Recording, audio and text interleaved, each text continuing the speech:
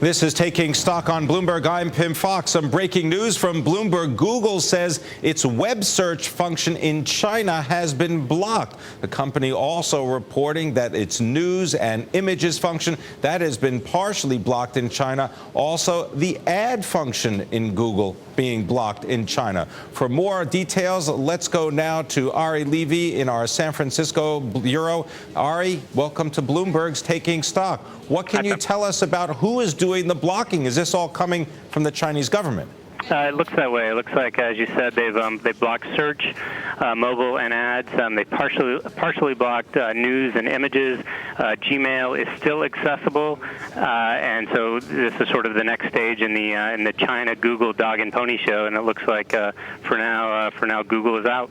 Ari, why is the Chinese government and Google in some kind of confrontation? I mean, didn't they just renew Google's license to operate in the country?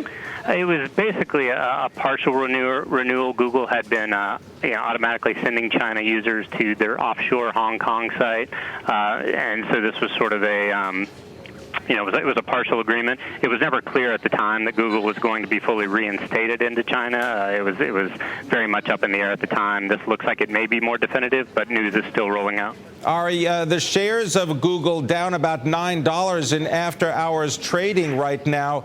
Does this signal that Google is really never going to make it back into China? It's hard to say never in this case, given what's happened in the last 7 or 8 months. It looks like this is an evolving situation. But for now, it looks like Google is out of the growing mobile and advertising space in China, and that's obviously a very important market to many companies. It has not been a huge market for Google in past years. It's mostly the potential there, and so it would look like investors are reacting to future growth, not being in question. Ari, is this a fight over censorship, or is this a business fight over money? That's a good question, Tim. Google would say that it's a fight over censorship, and Google's not going to compromise its it's not going to compromise its business practices for one country. I think if you talk to investors, you would probably get a more financial argument from it. Clearly, if this were a bigger market for Google, it would probably be more difficult for them to exit. How big is the market in China for Google? The share is down now about 2%. What's the size of the market at stake? I believe the most recent numbers for them in the most recent year, where it was between 1% and 2% of their overall revenue. That is expected to grow, assuming that they had a continuing presence there, just given the growth of China. Obviously, if they're not there, it can't grow. So not a hugely material market for them at the moment. Was expected to be more so in the future, and again, up in the air at this point. Ari, technologically, how difficult is it for a government, for example, like the one in China, to block an internet search engine? Is it difficult to maintain that?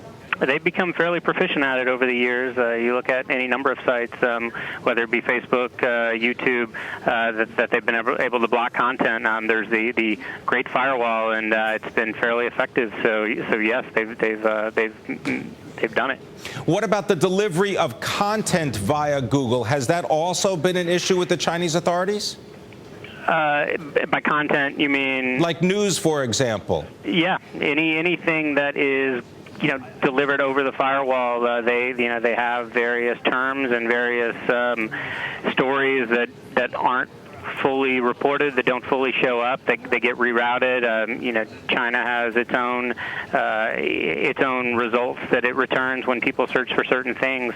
So yes, it's pretty much anything that goes over their pipes. They've been able to censor. All right, I want to thank you very much, Bloomberg's Ari Levy, coming to us from San Francisco about Google, its search function being blocked in China.